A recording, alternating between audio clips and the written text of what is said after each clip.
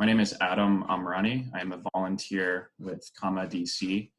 We are a volunteer-run nonprofit grassroots organization that is based in DC, and our mission is to help spotlight and showcase immigrants and refugees in the DC area, and to showcase their skills and their companies and their stories and lives through different platforms. One of our platforms is this.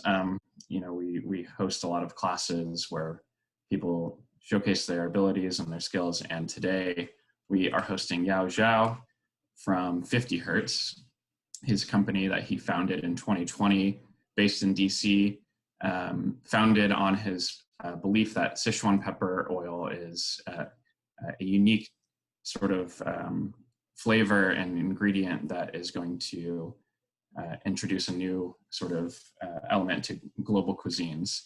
And he has been featured in the New York Times. He has been growing, and we're happy to host him today to hear about his story as the founder of his company, but also as an immigrant based in the DC area. And we're super excited to have him host and tell us everything about his company and to teach us how to make this unique dish.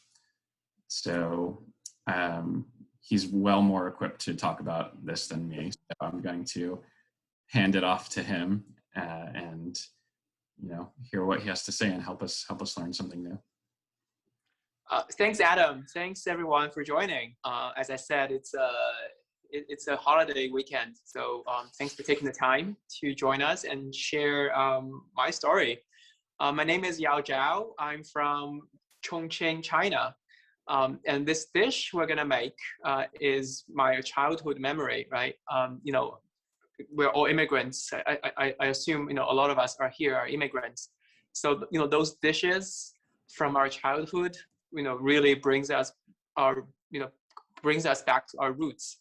So that's why when Kama reached out asking me if I can make a dish and share it with the community, this is the first first dish that came to my mind.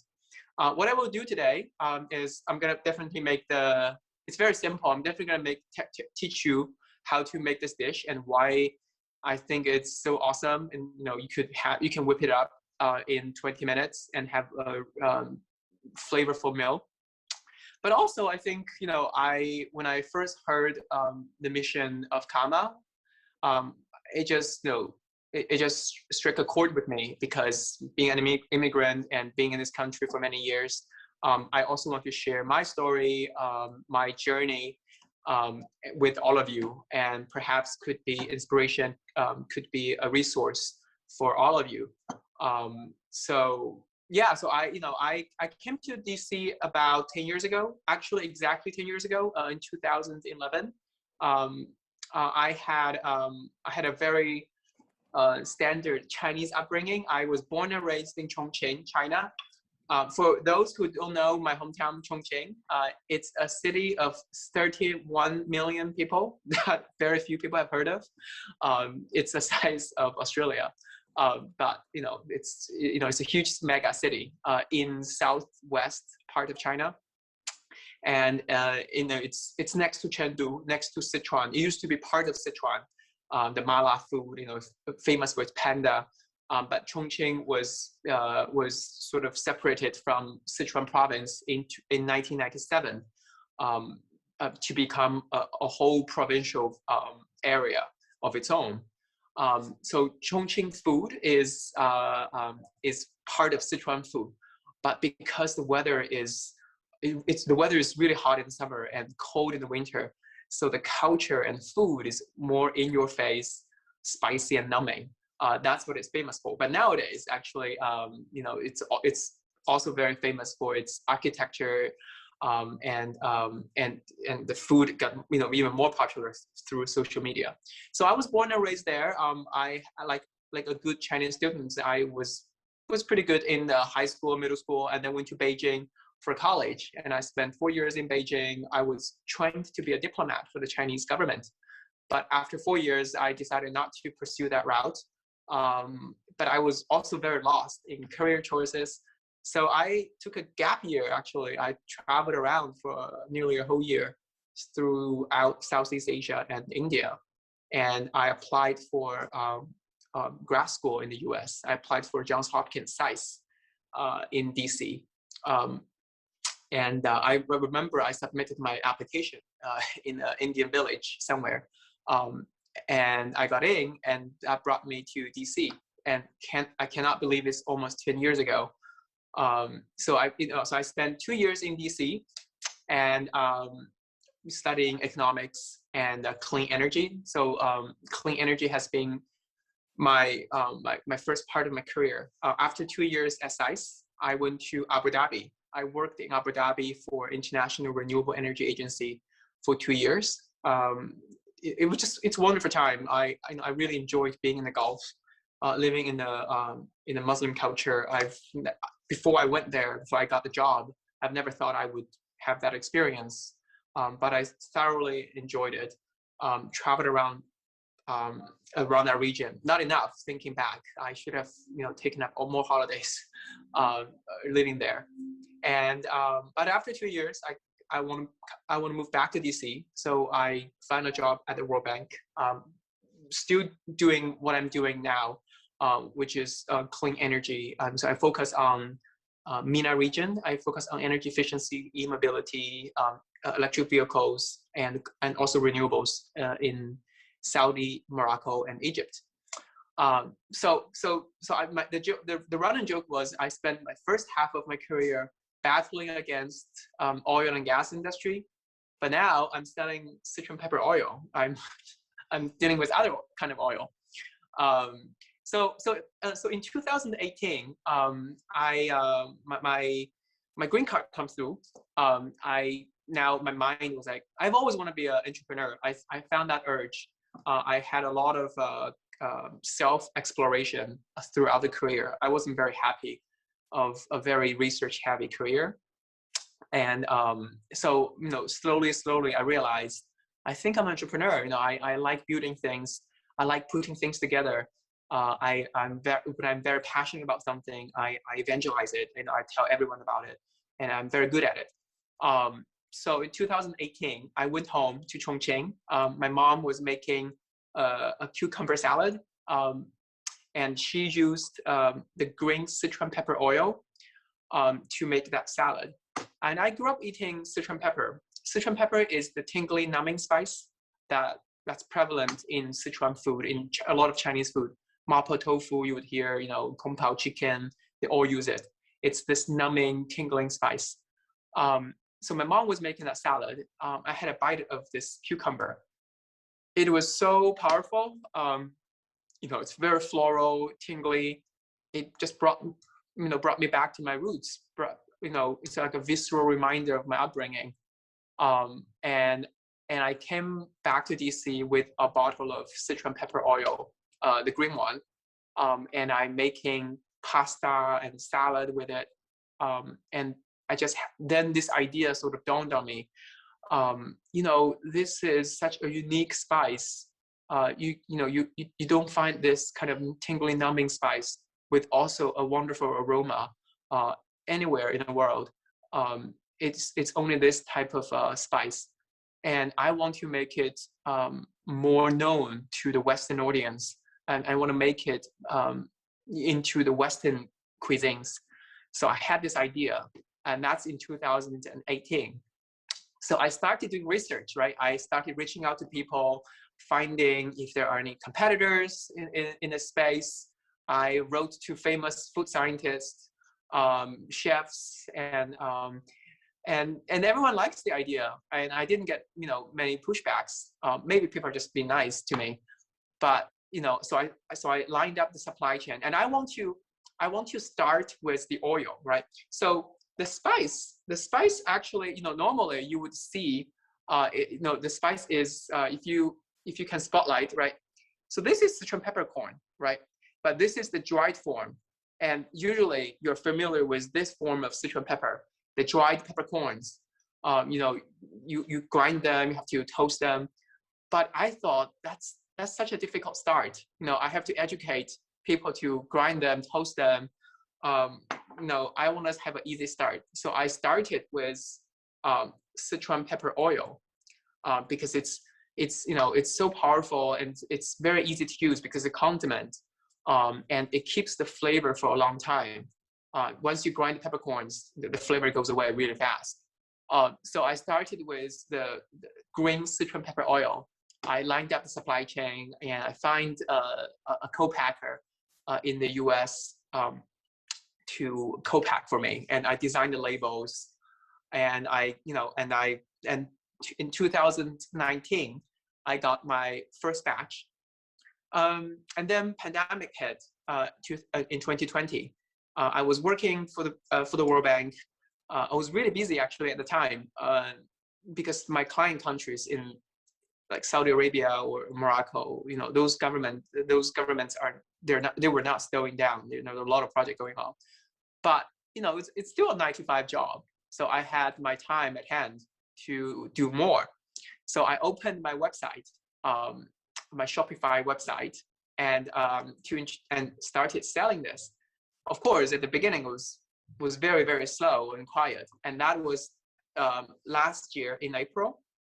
It was very quiet. We're actually, this weekend is our 1-year anniversary. So it was very slow and quiet. Friends and family supported me, and I was packaging at home. My second bedroom was like a warehouse, so I was packaging. But about a month later, May the 8th, I woke up one morning with 500 messages and orders. I have no idea what happened, and it was very exhilarating. But I don't know what happened. And then later, I realized the most famous chef and thought leader and writer, her name is Fusha Dunlop. She's from England, but she's been in China. She now lives in London, but she's been traveling in China, living in China for many, many years. And she's really the most famous chef and writer on Sichuan food. And she gave a shout out to my pepper oil on her Instagram. And that's how it sort of exploded. And I got hundreds of orders. I think I packaged a whole week and get all of those out. And so that's May. And then in June, the New York Times wrote to me asking if they could give me a shout out. And I had no idea. I just went through like some crazy packaging. I just don't want to deal with it. And I said, yeah, if you want to, write a story, go ahead. I'm happy to provide whatever material you need. They warned me. They said, well, we have 5 million readers, and you got to be prepared. And I'm just so young and experienced. I said, well, I'll prepare. I imported another 1,000 bottles, and we agreed on a date, July the 2nd, to run the story on New York Times. And July the 2nd came. The story ran at 7 a.m. in the morning. There were 100,000 people on my website at 7 a.m. The 1,000 bottles I prepared was sold out in 20 minutes. And I just, I scrambled to change to pre-order mode, and it keeps selling. And by the end of the day, we sold 22,000 bottles, and I was very excited. I was like, oh my God, it's really out of the world kind of experience, like that euphoric entrepreneurial experience. But very quickly, a reality kicks in because there was a region pandemic. And I just didn't get everything figured out at the time. So I called my supplier. I said, well, I need 3 tons of oil. Can you produce it in a week? Because I promised a month's delivery. Here is the Chinese entrepreneurial spirit. They said, no problem, we got it. They worked 3 shifts over into midnight for a whole week. And they delivered 3 tons of freshly harvested Sichuan pepper oil, because Sichuan pepper is, the annual harvest happens every July. So it was a good timing because they just freshly harvested Sichuan pepper. It was so fresh and really high quality. They delivered 3 tons of oil in a week. And then I was like, can I actually put 3 tons of liquid on the plane in a region pandemic? Because back then there was not many flights between US and China back then. And it was because it was the peak of the pandemic in the US. So eventually I managed to find a Delta flight, a commercial flight, the cargo department. And I put 3 tons of oil and I flew them from Beijing to Atlanta. And so I was back in stock in 2 weeks. It was a miracle. And I know many more food entrepreneurs. I told them the story. They were flabbergasted basically because they couldn't get their supply chain fixed for like 3 months because of the pandemic. But I had a lot of issues on the US side because I didn't figure out the fulfillment, the packaging, because I cannot package myself for 20,000 bottles anymore. And that's the part I made a lot of mistakes. There's a lot of breakage, and USPS just lost a bunch of bottles. And at that time, it was basically still me. Now I have my wonderful business partner, Lois, joined me. But back then, it was basically me facing 20,000 people. So you could imagine the customer service pressure. But I think, my customers were just so wonderful. It was a very humbling experience. They were so understanding and patient with me. And I kept them posted every step of the way, telling them the challenges I'm facing. So 3 months later, I finally fulfilled everything. But also this whole experience, while a bit traumatizing, but it catapulted my business into maturity. And we had a very good holiday season afterwards. And now we are doing more. We want to we want to do more products, and we found a promising business because people like the tingling, people like the tingling numbing sensation. So that's my story in a nutshell. And also, throughout the class, I hope everyone can just chime in and ask questions, and let Adam and Kama team know if they have any questions. So I'm gonna stop there. Adam, any questions? Do you have any questions from you? Yeah, I wasn't talking too much. Yeah, no, that's such an incredible story, and thank you for telling us about that. It's very impressive, and I'm sure you have decades of experience that you've gathered in just a year of just figuring out this business. That's very incredible to hear about. And yeah, also shout out to Lois, who's also here helping out Yao, another business partner that is working with 50 Hertz. I guess my initial question is, can you speak a little bit to how your immigrant experience has informed your business decisions and just your life in general? And also, I know your business story is so unique too, because it's just happening during this very specific time with the pandemic and everything. And maybe if you can just speak to just that experience and what you feel is important there. Yeah, that's a good question. I think immigrants are innate risk takers. We came to this country and we know no one, right? You have to start everything on your own, and you have to find your own comparative advantage, and to start something. So I think risk taking is a big part of it. And in fact, it is through my own immigration process that really reinforced my conviction that I think I'm an entrepreneur. Basically, I need to apply for my green card, and there's no other way because I have a World Bank visa, and the only way is I applied for the alien of extraordinary ability, which is the special genius visa, quote unquote. It is a long shot, but I read the rules. I said, well, I can make this. I can tell my story. I have worked on renewable energy for many years, and I worked on very high profile projects. I can tell my story. I can convince the US government that I'm a I'm a talent. And I prepared a whole nearly 2 years, and I applied and I got approved. So I think through that experience, actually, really sort of reinforced my thinking. Well, I like building things, whether my own story or a business. So I think being an immigrant is an advantage in many ways, because of the risk-taking aspect of it. Because I know I like taking risk, well, calculated risk, I would say, yeah, and that's I think so. I would encourage people to really think outside of the box. And if you set your mind and go to something, if you're determined to do something, I think you can make it happen. That's awesome.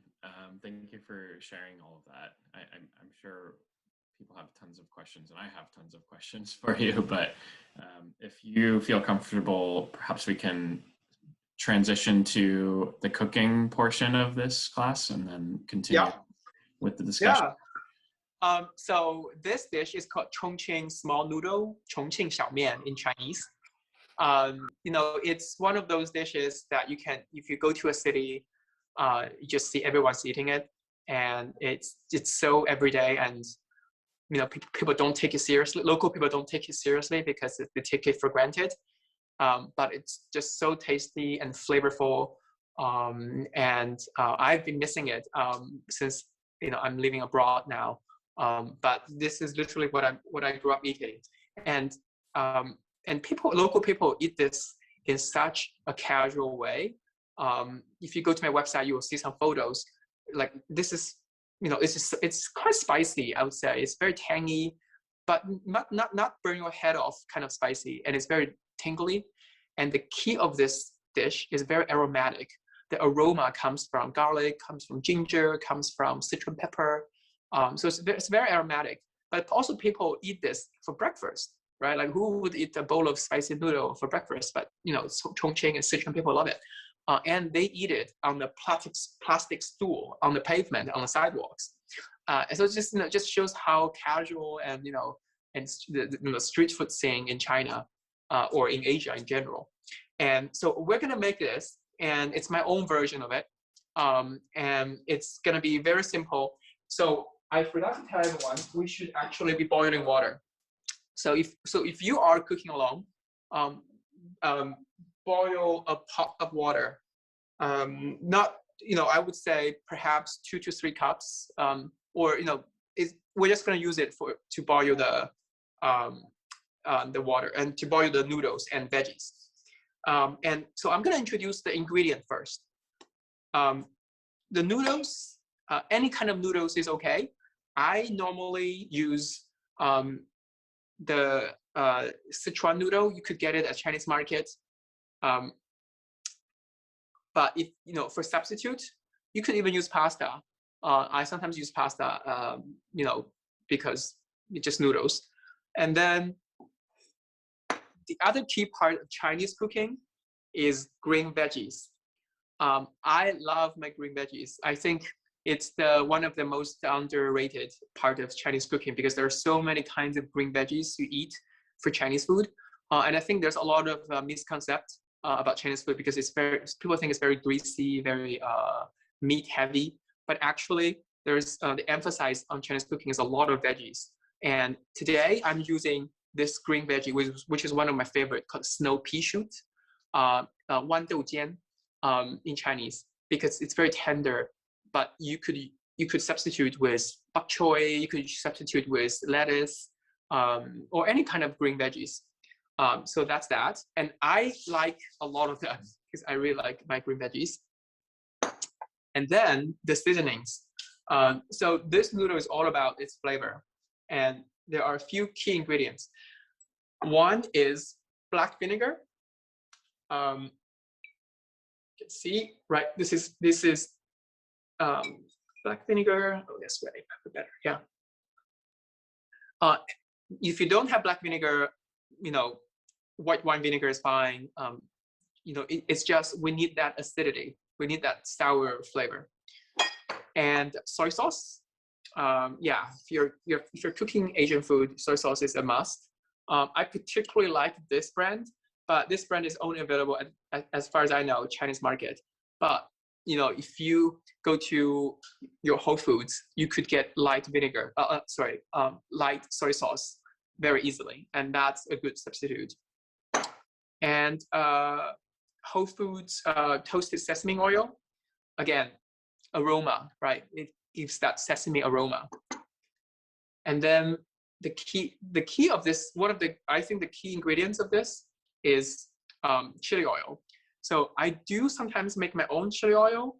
It's very, very simple. If you want a recipe, I recommend this book. So this is the author I mentioned, Fu Xiaodong. She has this wonderful book called The Food of Sichuan. And not only she has very, very good recipes, but also it's a very good read, telling the stories of Sichuan, telling the stories of living in China. I really like her.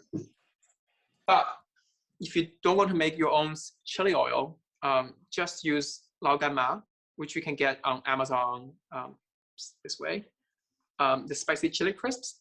But also, Sichuan mala chili crisp is now the hottest condiment item in the US.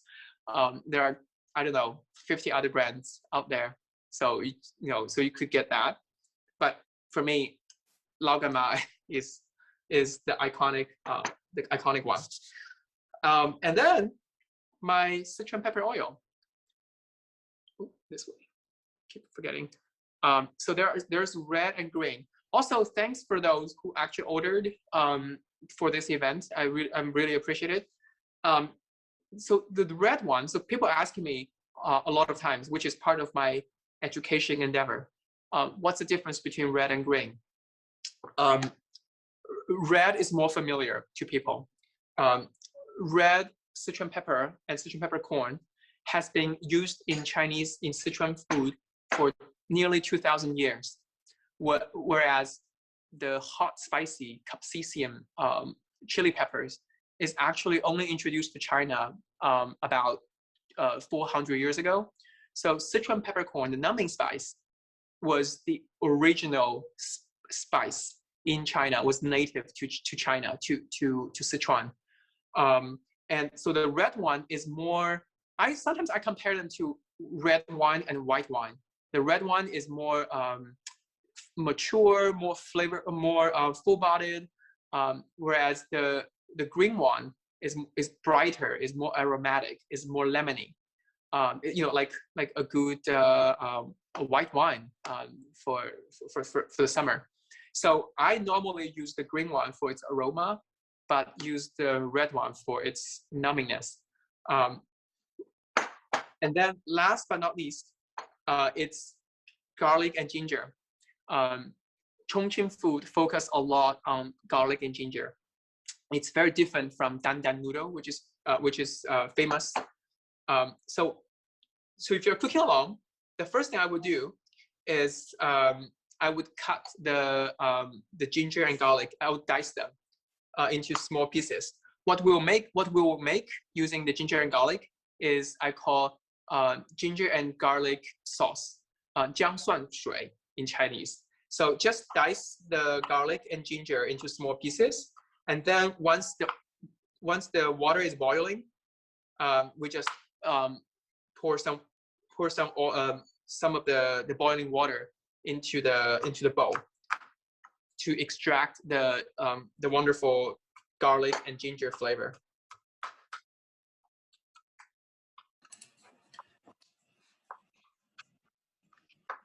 Having my partner Grace here help me cook while we're doing this.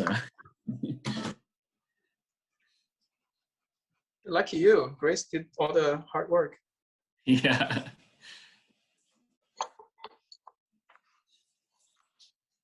Any questions? Any questions online? Since we're cutting, doing the knife work. Yeah, I wanted to ask you, do you cook dishes where you exclusively use one of your oils over the other, or do you typically use them both together? Yeah, that's a good question. Yes, I do. So I normally use the green oil for cold appetizers, right? Like salads. It works so well with salads. Not just the Western salad, but also some Chinese or Asian salad, or ceviche. Actually, would you believe it? Well, it sort of makes sense because the green oil works so well with fish, and ceviche being spicy, tangy, and flavorful. I realized what Sichuan pepper does is it accentuates other flavors, and it makes you salivate. And so it really works really well with all kinds of food. So that's the green one. The red one, I normally use it when I make mapo tofu, when I make kung pao chicken, but also I use it to marinate meat. I realized that deep aroma, sort of orange zest aroma and tingling sensation is great to get rid of the meat odor. So I think it's a great marinade sauce, especially when I'm making dumplings. Which actually we could do dumplings next time. Yeah, I would love for you to have a dumpling class with us too. Yeah, and actually, since I started doing a business, right, my whole business idea is this spice is can go into many other applications. So now people love their Sichuan pepper oil, that tingling numbing sensation on their popcorn. So if you have the oil, try it on popcorn. You would be surprised. And this is something new. People keep telling me, "Oh, I love it, on my popcorn and also potato chip." So I keep learning new stuff with this spice. I wish I had thought of that yesterday. So you're putting that in a bowl of boiling water. You're chopping the garlic, and you're chopping the garlic and the ginger, and you're putting it in a little bowl of boiling water. Yeah. So so my water is boiling.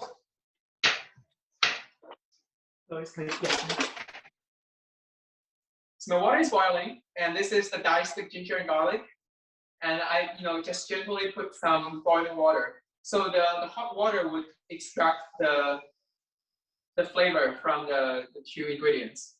So it looks like this, and that's all you need to do, and then just set it aside.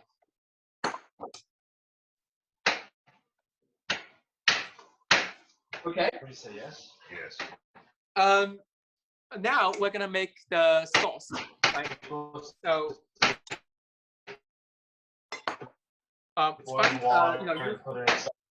Yes. Can someone mute? Yeah. So so find a bowl, a decent sized bowl, and we will make the sauce. And the sauce will be underneath the veggies and the noodles. But so we'll give it a good stir afterwards. So the first one I put in, it doesn't really matter, but let's do vinegar first. So I would use 1 tablespoon.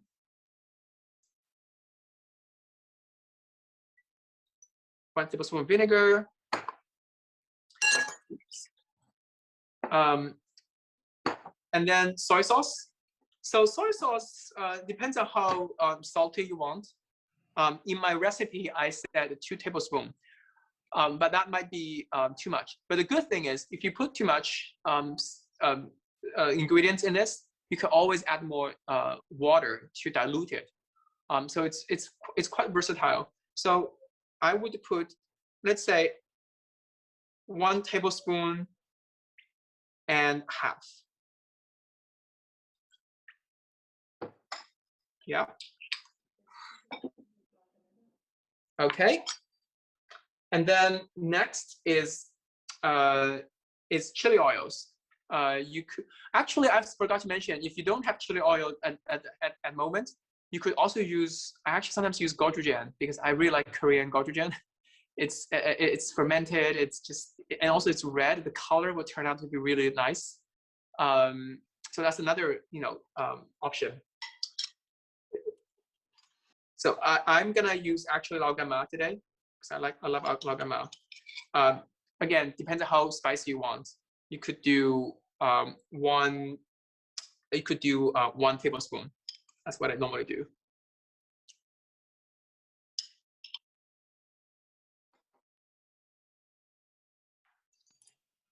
Okay, and then let's do sesame oil. 1 teaspoon.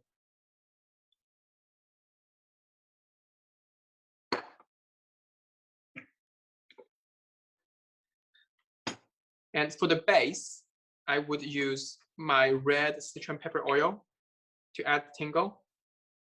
And 1 teaspoon would be enough.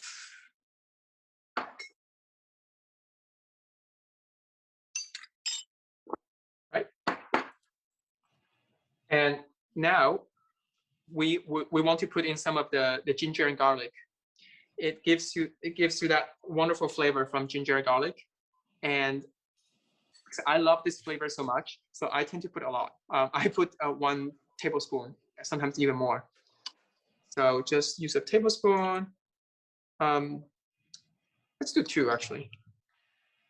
And you're including the water with it too, correct? Yeah, including the water and the ginger and garlic. Okay. So that's basically the base, right? So give it a good stir. You can see. Yeah, and you can smell it.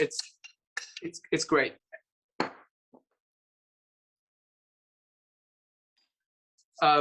Okay, so that's the base, and now we're gonna make actually the veggies and noodles. But before that, I want to talk about the toppings. So like Japanese ramen, right? You always see some toppings. The most basic version of this Chongqing small noodle is just veggies and noodles. But you know, the toppings is, you can get very creative. You know, normally you can have minced pork, stir fry some minced pork and put it on top. And you can also have, you know, make beef stew and put it on top. Today I'm gonna make a sort of vegetarian version. I'm gonna fry an egg and then put it on top for the protein. So I have a small saucepan. And do you have olive oil in there, or? Sorry? Do you have olive oil in there, or? Yes. Yeah, I have a thick layer of olive oil, and then I would put the heat to very low, to low, and then the egg will turn out to be very pretty, as you will see.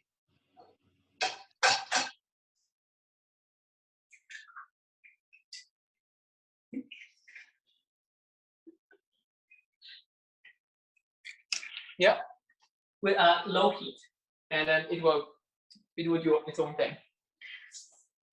Okay, now let's move on to make the noodles. One of the, actually, I want to talk about one of the underrated tool in the kitchen is long chopstick. You know, because I eat noodles a lot, so I have a pair of long chopstick. It's really perfect. There you go, Adam. So yeah, so green veggies and Lois came out. As you can see, the water is boiling. Just put the green veggies in. You need to boil water. You mean bok choy? Yeah.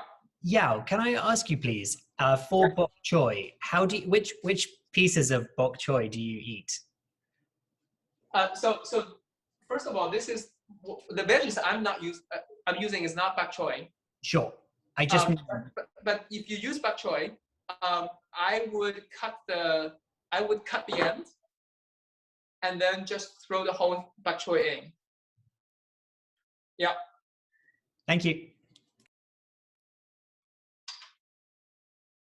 Right. So depends on the texture you like. I like my veggies to be crunchy-ish. So, you know, once it's boiling again, it's basically done. And I would actually have a ladle of the hot water into the base, just to mix it up a little bit. And I like the vegetable flavor from the soup. And then you would get the veggies out of the water. This.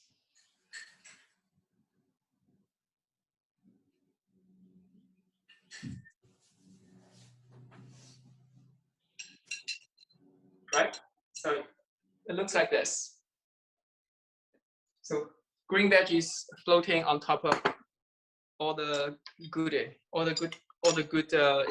flavors. Okay, next is the noodle. The water is still boiling, and our eggs is also firming up. So the noodle I use 100 gram. I think that's enough for myself, but you could adjust the quantity. So just put the noodles in and wait for a boil. So normally you can follow the instruction on the packet. It also depends on how al dente you would like. I would say 4 minutes if you have to time it. But I normally when I cook noodles, I follow my grandma's recipe. So basically, my grandma told me, you put the noodles in, and you bring the water to a boil, which is going to happen, and then you put some cold water into it, and then you bring to another boil, and that's basically done. So and that has been stuck in my head, but I timed it. It's roughly 4 minutes.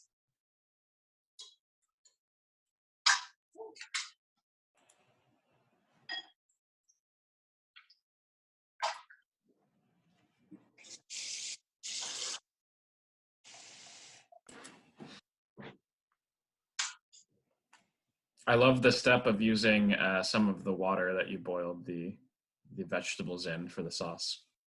Yeah, actually, another thing about Chinese cooking is the soup. I think Chinese food focus on soup a lot, and it's not the traditional Western concept of soup, right? It's broth. And whenever you eat heavy carbs like noodles and dumplings, people tend to serve you a bowl of the soup from boiling dumpling or noodles, because people say the soup and broth helps to digest the carbs you eat in your stomach.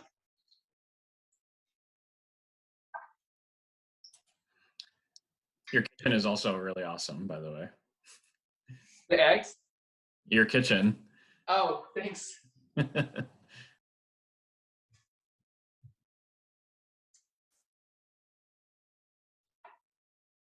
Yeah, it's boiling again, so I'm adding some water to calm it down. And then the next boil, the noodle is done. And of course, you can try it.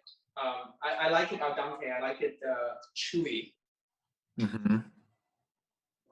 Yeah, nobody likes soggy noodles, I suppose.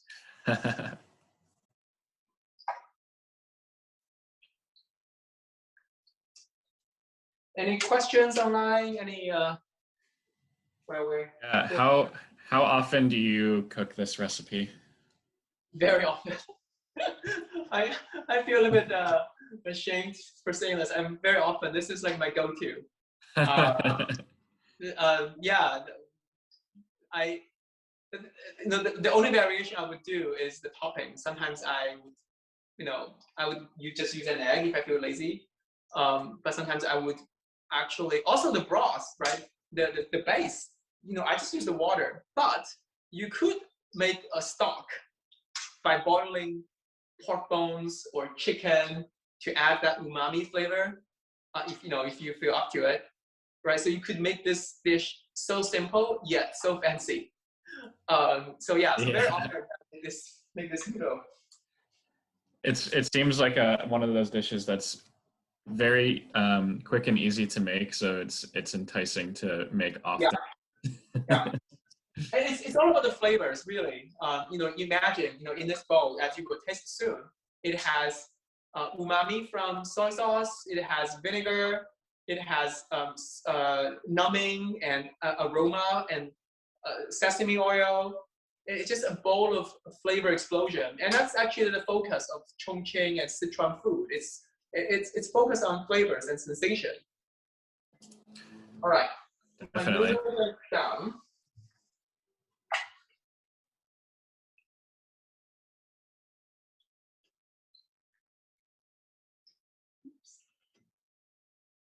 Yeah.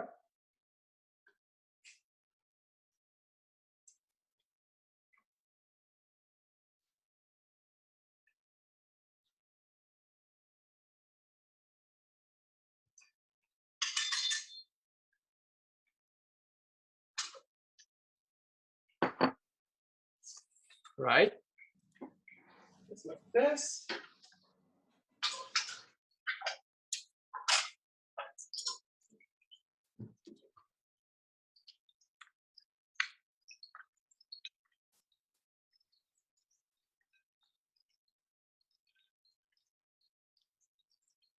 Egg on top.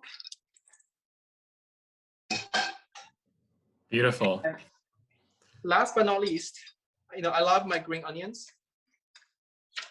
So I would cut a little bit of green onions. Which I should have prepped this earlier, but I forgot.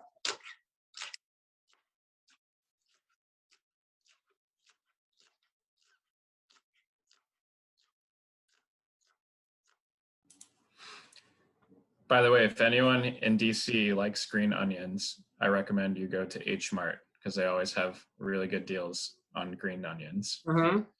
Or grow your own. Or grow your own, yeah. Yeah. All right. So this is basically it. But the last step, what I really like, is to drizzle my green Sichuan pepper oil on it, because it's vegetal, it's lemony, and it's very aromatic. So it's just very appetizing. So you could just have a small drizzle on top, like this. Well, I drizzle a lot. And then, yeah, it's really good. It's That's more or less cool. Looks like this. And then the key, because all the flavors is underneath, right? So you need to basically mix it really well. Mix it really well. Are you breaking the egg up too? Yeah. Okay. Hey, yeah, we have a question from an audience member who asked if you really like the umami flavor that comes with having a stock as your base, but you don't really have the time. Could you add MSG to this to introduce some of that flavor? Great question. No, I don't normally use MSG, not because I'm against MSG. I'm totally fine with it. I grew up eating it. But I just somehow, I haven't used MSG for more than 10 years since I lived abroad, lived overseas. So I would use, I think Parmesan cheese actually is a good substitute. I know it's kind of weird, put cheese on your noodles, but why not? So I actually use Parmesan cheese for umami a lot. Mushroom is also a great source of umami. If you stir fry mushroom, and also boil your mushroom with some salt. Yeah, so those are two of my. But absolutely, I have nothing against MSG, the synthetic MSG powder, which you can easily get from Japanese Asian market. Cool. Another question we have is if you could talk a little bit about your, I guess your supply chain and like where your partners are and like how you were introduced to them and where you're getting your products from. Yeah. So my supplier is a small to medium sized Sichuan pepper oil. I actually have two. One supplies me the green one. Like grapes, there are many variety of Sichuan pepper. Actually, this whole concept of terroir, this, depends on where this pepper is from, the flavor is different. I prefer the green Sichuan pepper from my hometown Chongqing, although Sichuan and other provinces also have similar ones. So my green Sichuan pepper oil supplier is in Chongqing, and I have another company, also a medium-sized company in Sichuan, who supplies the red oil. And then because I actually really want the American standards of bottling and labeling, so I actually have a co-packer in Georgia, outside of Atlanta. They are also a small to medium-sized company. They're an olive oil company. What I've realized doing a small business is the most important thing is accessibility and how willing your partner,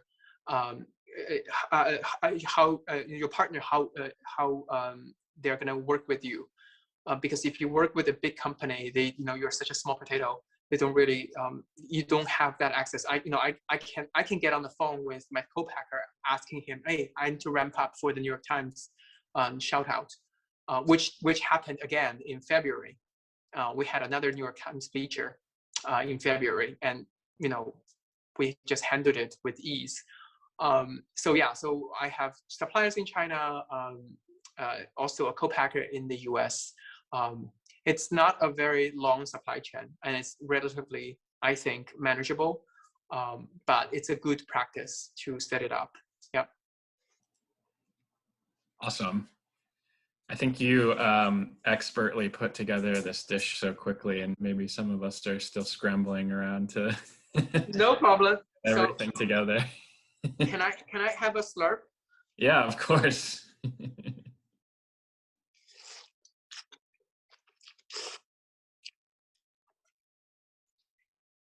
I love it. It makes me happy.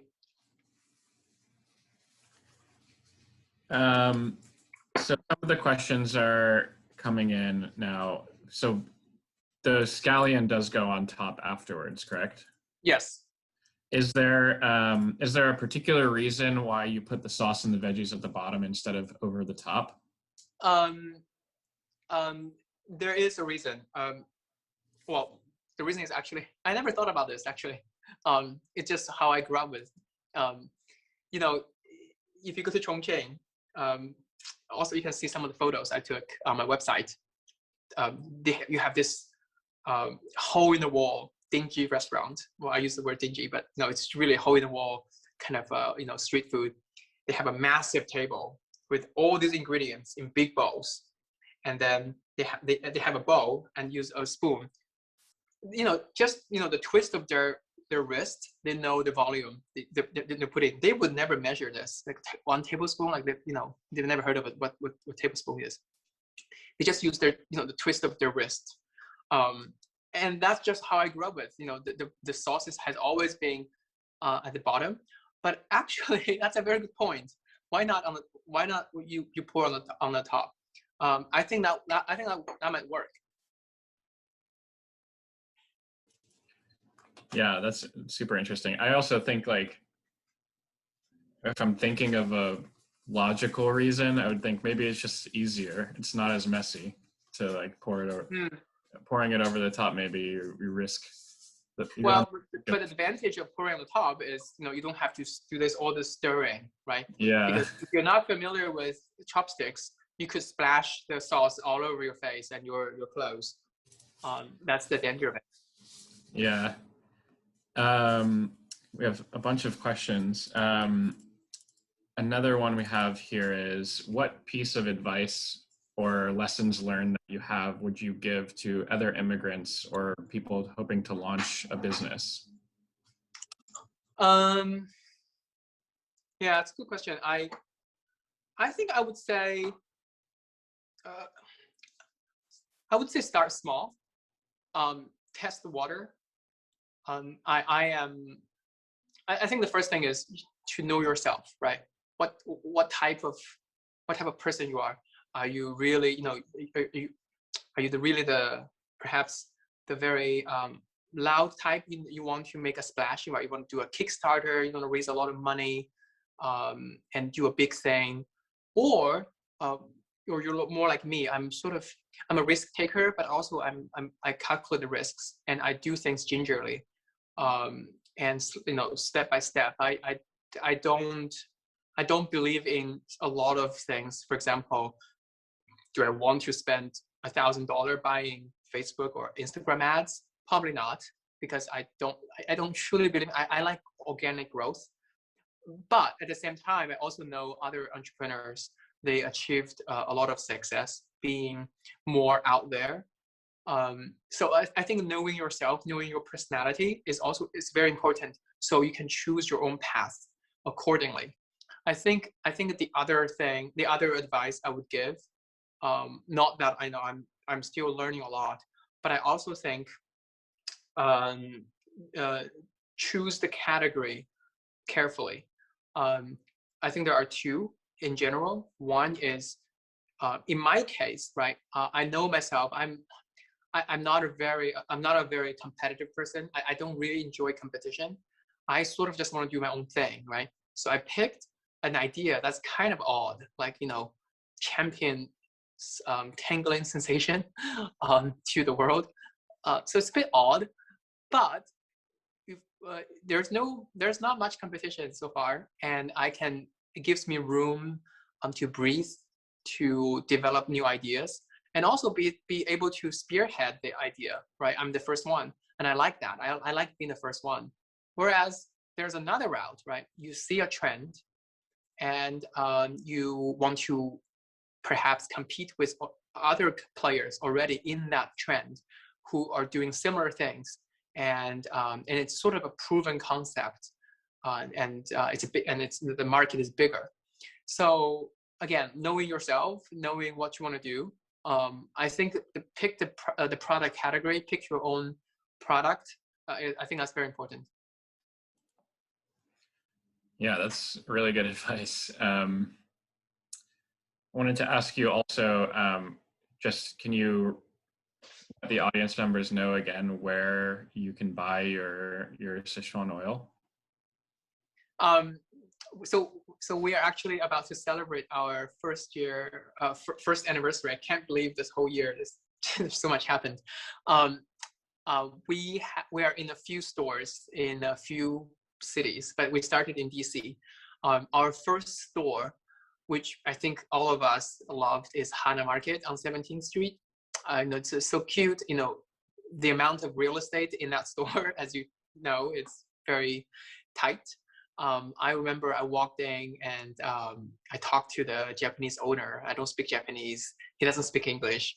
I just keep bowing to him, and I had nothing to show off. I had literally the first batch of oil, and he just trusted me and said he put the oil on the shelf, and it sells. It just really, to my surprise, I went back in a week and it's gone. So giving me confidence. So Hana Market, big shout out to our beloved Hana Market. And we're in a few stores in DC at now, Glenn's Garden Market, 20th and T Street, I think. Also Rice Market on 14th Street. We were in Union Market, but the restaurant has some issues. So it's a dumpling restaurant. They took it off, because the restaurant, they think they're having a hard time during the pandemic. Yeah, that's DC. And if you have actually ideas to tell us where you want to see our product, we'd love to get in there as well. And we're also in New York, and a few stores in New York, and San Francisco, and Texas, actually. So yeah, and also, of course, my website. Awesome. Yeah, I love Hana Market a lot. Couple of questions that we have from the audience. Is Sichuan oil used as a cooking oil, or is it typically used cold on top? Typically cold. That's very good question. You can cook with it, but heat will reduce the potency and flavor. So if you want to cook with it, right, it's actually a good substitute of Sichuan peppercorns. Depends on what you make. I would use this to cook, perhaps at the very end, you know, with a drizzle. I would put it at the very end. For example, if you want to cook mapo tofu, you can still use this, but put it as the last step. But it's better to use it as a condiment, in my opinion. Awesome. And someone asked whether or not it's a compliment to eat your noodles loud. Absolutely, absolutely. It's you know, I would be offended if you don't. Make some noise. I mean, that's totally true. I mean, if you go to Asia, if you eat your noodle quietly, you know, the host would be like, "Is this not tasty?" You know, you're supposed to slurp. Awesome. And another question is, did you know how to cook, or were you very into cooking before you launched this business? You know, I have a huge imposter syndrome. I think I've been cooking this recipe a couple of times. I feel very comfortable, and I'm very passionate sharing this. But I would say I'm not really a chef. You know, as you can see, I'm fumbling a little bit. But I do love food. I love cooking. There are, for example, I want to do a fried rice recipe, which I think will be well received by many people. And it's also very simple. My idea of cooking and also in the whole food world is I don't like to be bound by rules. You know, you can. I think I love recipes. Recipe give me inspiration, but I always sort of do my own thing. So I wouldn't call myself a chef, but I am very interested in the food world. And no, I'm a foodie for sure. Awesome. Yeah, and I think that reminds me of when you were saying like how, you know, if you go on the streets and you get this dish, they just kind of know how to measure just by instinct. It's sort of, you know, yeah. The recipe is sort of just loose a bit. Yeah, yeah. Someone also said hello from Atlanta and said that they would love for you to stock your oil at Wagaya Groceries near Georgia Tech in Atlanta. Yeah. Yeah. Oh, yeah. Write them an email. I'd love to. Actually, Georgia, give a shout out to Georgia because my co-packer, they're just wonderful. They are medium-sized olive oil company based in Tucker, outside of Atlanta. Like, I think it's Atlanta suburb, perhaps. I would love to visit them. They have been so supportive. I used to work with a bigger company in California, and I quickly realized, you know, I'm such a small potato for them. And then and in California is a bit too far. So I would love to actually drive down to Georgia and to visit my co-packer and see the whole production there. So yeah. Awesome. So I think we're running a bit over time for our scheduled, which is fine. But I just wanted to open the floor for any other questions before we conclude, and also let you, Yao, say anything else you'd like to say about yourself or your company, or anything that you'd like to share with us before we split. Yeah, happy to answer more questions. And for me, I think I just truly believe in what Karma is doing to champion the immigrants community. I think we're the cornerstone of this country. In fact, I think it's one of the few advantages of the U.S. is remaining to how the U.S. will tap into the talents of the best talents from the world, the immigrants. How the U.S. can tap into that resources will determine its place in the world in the next few decades, I think. So I truly believe in the Karma's mission, and I'm really happy that you guys invited me, and I want to support Karma however I can in the future. And also thanks for joining this and listen to this class. I really believe the world needs new flavors. In my case, it's more than a flavor; it's a sensation. We will feel this tingling, numbing sensation, and it's just really will accentuate, enhance your enjoyment of food. And for those actually joined as my customer, just thank you so much. As I said, it's a very humbling experience having overnight tens of thousands of people on my mailing list, and they're being really supportive. And also if this really whole trend that I'm leading, this tingling numbing sensation, can be a thing in a few years, you guys are the first witnesses. So yeah, I'm just happy to answer more questions and perhaps see you again to make some fried rice next time. Yeah, awesome. One question we do have is what you mentioned that you're looking for possibility of offering new products. Do you have anything that you have in mind that you can share? Yeah, we're sourcing dried peppercorns. As I said, I started with the oil because I think it's just very easy to use. But now, we got a lot of requests asking us, how can we get peppercorns? And so we're sourcing good peppercorns. So I think we will launch it in late May or early June as a small batch. We'll see how the reaction, and we want to tailor it. And the peppercorns will be very high quality. Very high quality. The quality of the peppercorns I will talk about is the lack of black seeds and small twigs. So we want to eliminate that as much as possible. So the peppercorns, the flavor and potency will stand out. So, and that's one, but also, and that's an easy one, right? But we have a lot of ideas in terms of beverage, in terms of snacks. We're still a very small team. It's me and Lois, and a couple of other friends. But yeah, we're thinking but it's going to be a long game to change people's perception about flavors and stuff like that. Definitely, well, that's all very exciting.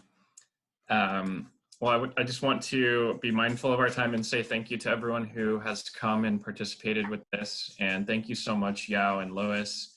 It's been really awesome having you guys. I literally have my meal right here waiting. Oh wow, look at that. Go Grace. Yeah, Grace did a really good job. yeah hope you guys will be back in DC and we can get together at that time. Yeah, definitely. And thank you again, everyone, and make sure you guys check out all of our upcoming events on our website and our social media. Especially, we have a couple events going on with our immigrants of the DMV Instagram that you can check out this month, which should be really good. And we've got a lot of classes coming in the works that we're sort of working on. And hopefully, Yao, you guys will join us again for other events and classes. And we really appreciate your time and you sharing your story and everything with us. Thank you, Adam. Thanks, everyone.